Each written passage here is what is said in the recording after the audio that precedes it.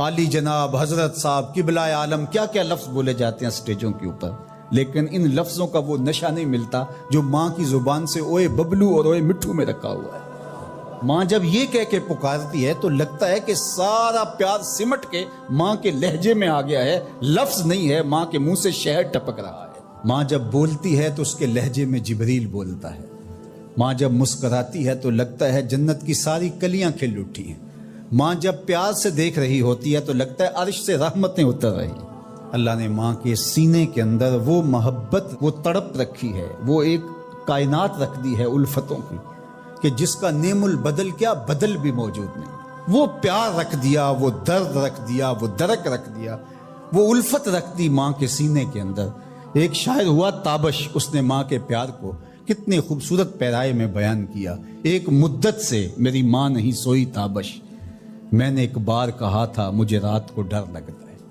کا ایک دن بچپن میں میرے منہ سے نکلا تھا، امی مجھے رات کو سوتے ہوئے ڈر لگتا ہے۔ میں بوڑھا بھی ہو گیا ہوں، میری ماں اب بھی میرے بستر پہ پھونکے مارتی کہ میرے بیٹے کو رات کو ڈر نہ لگا۔ یہ ماں کے سینے کا پیار ہے، ماں کی الفت ہے، یہ ماں کی تڑپتی ہوئی ممتا ہے۔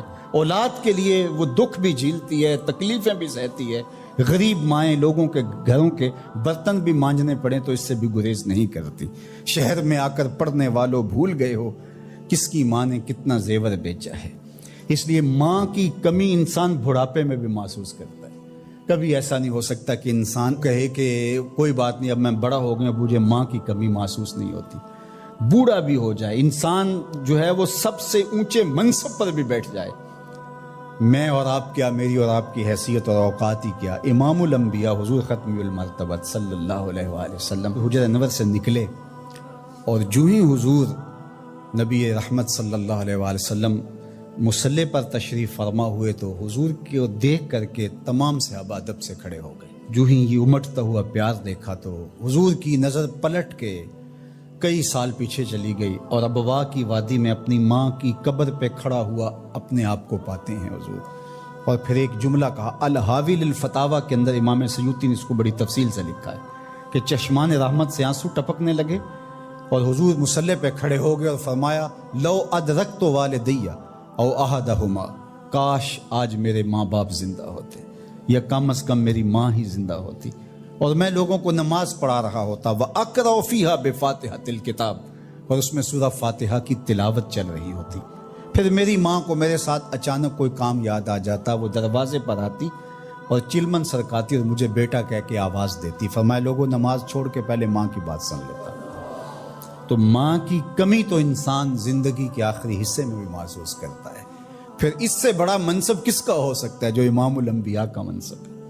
اتنا بڑا اعزاز کس کا ہو سکتا ہے جو خاتم المرسلین کا اعزاز ہے، جو محبوب خدا ہیں، کونین کے مالک ہیں، لیکن ماں کی کمی کو وہ بھی محسوس کرتے ہیں۔ ماں و شمع کس شمار میں ہے؟ تو ماں باپ کا وجود اللہ کی رحمت ہے۔ جب یہ سایہ سر سے اٹھ جاتا ہے تو پھر پتہ چلتا ہے کہ بندہ کھڑا کہاں ہے۔ جب گھنے درخت کے سائے میں بیٹھا ہو اور وہ درخت ساری دھوپ اپنے پتوں میں جذب کر رہا ہوتا ہے اور نیچے بیٹھنے والے کو چھاؤں فراہم کر رہا ہوتا ہے، اور اس سے نہیں پتا ہوتا کہ جو مجھے چھاؤں دے رہا ہے وہ خود کتنا جلس رہا ہے، لیکن اچانک جب سایہ ہٹ جائے اور بندہ کڑی دھوپ میں آ جائے پھر اسے احساس ہوتا ہے کہ وہ سایہ کتنا غنیمت تھا۔ جن کے ماں باپ موجود ہیں وہ ان کی خدمت کر کے دنیا اور آخرت کی سرخرویاں حاصل کریں۔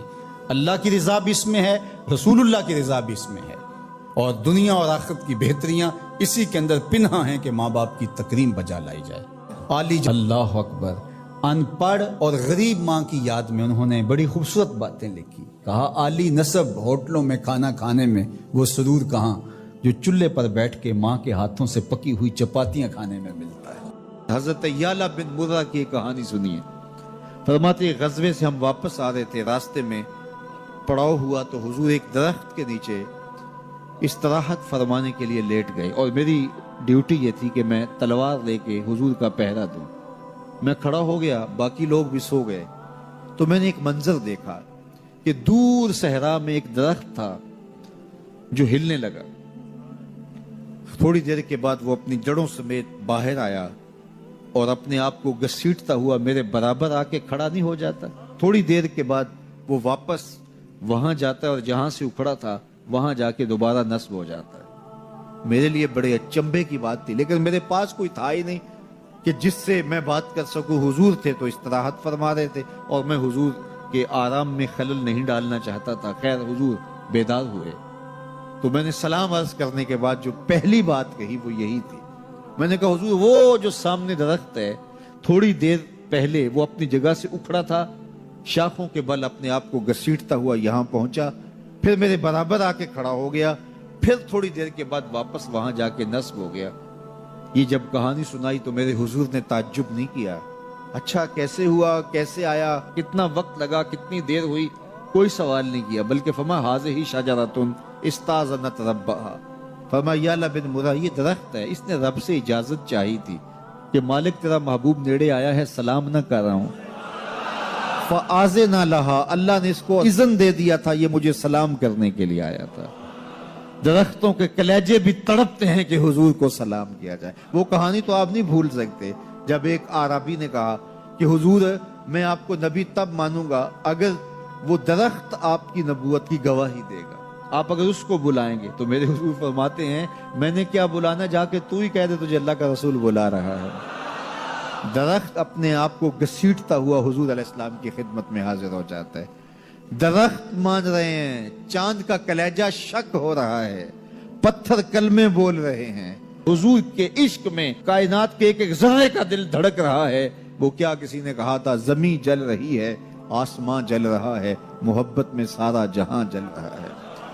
پوری کائنات حضور کی آتش محبت میں جل رہی ہے اور حضور کے وصل کے لیے تڑپ رہی ہے۔ درخت ہوں، پتھر ہوں، اشجار ہوں، وہ اونٹنی جس پہ حضور سوار ہوتے تھے، غدبہ نامی اونٹنی، آپ تاریخ پڑھیں حضور کے وصال کے بعد وہ چارہ نہیں کھاتی تھی، چارہ چھوڑ دیا تھا، رو رو کے نابینا ہو گئی وہ اونٹنی، اور صحابہ نے اس کی آنکھوں پہ پٹی باندھ دی تھی، اس نے رو رو کے جان دے دی۔ جب حضور چلے گئے ہیں تو ہم نے جی کے کیا لینا ہے۔ آپ نے محبت کی لوگ داستانیں سنی ہوں گی، محبوں نے محبوبوں کے لیے کیا کچھ کیا، نہریں کھودی، تکلیفیں سہی، اذیتوں سے گزرے، سولیوں پہ چڑھ گئے، لیکن آپ نے آج تک ایسا منظر نہیں دیکھا ہوگا کہ محبوب نے لب پھینکا ہو اور محب نے اپنے ہاتھوں پہ لے کے چہرے پہ مل لیا ہو۔ محبوب کے وضو کے پانی کو زمین پہ نہیں گرنے دیتے۔ عروہ بن مسعود صلح حدیبیہ کے موقع پر واپس جب گیا تو اس نے قریش مکہ کو جا کے کہا میں تمہاری جانب سے سفیر بن کے بڑے بڑے بادشاہوں کے درباروں میں گیا ہوں، واللہ اصحاب محمد کو جو میں نے محمد صلی اللہ علیہ وسلم کی تعظیم کرتے ہوئے دیکھا، واللہ آج تک کسی بادشاہ کی بھی وہ تعظیم ہوتے ہوئے نہیں دیکھی، اور جو ان کا لعاب زمین پہ نہیں گرنے دیتے، ان کے وضو کا پانی نہیں زمین پہ گرنے دیتے، وہ ان کا خون کیسے گرنے دے۔ تو جنگ کا ارادہ ترک کر دو۔ تاریخ بتاتی ہے صلح حدیبیہ کے بعد سیدھا فتح مکہ ہوا ہے، قریش کے ساتھ پھر کوئی جنگ نہیں ہوئی، اس لیے کہ ان کے دلوں پر ایک رعب بیٹھ گیا تھا۔ جب امت نبی کی تعظیم اور تکریم بجا لاتی ہے تو بتائیے کہ پھر اس امت کو تسخیر کیا جا سکتا ہے؟ وہ ناقابل تسخیر۔ جب امت اپنے نبی کی تعظیم نہ کر سکے تو پھر اس کو جس طرح چاہو جو ہے وہ مسخر کر لو، وہ ایک بھوسا ہوتا ہے، اس کے علاوہ کچھ نہیں ہوتا۔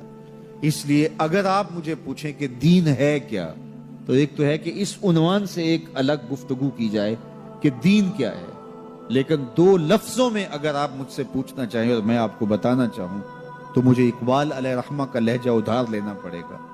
انہوں نے کہا دین سراپا سوختن اندر طلب، انتہائش عشق آغازش ادب۔ طلب محبوب میں تڑپنے کا نام دین ہے، جو ادب سے شروع ہوتا ہے عشق پہ ختم ہو جاتا ہے۔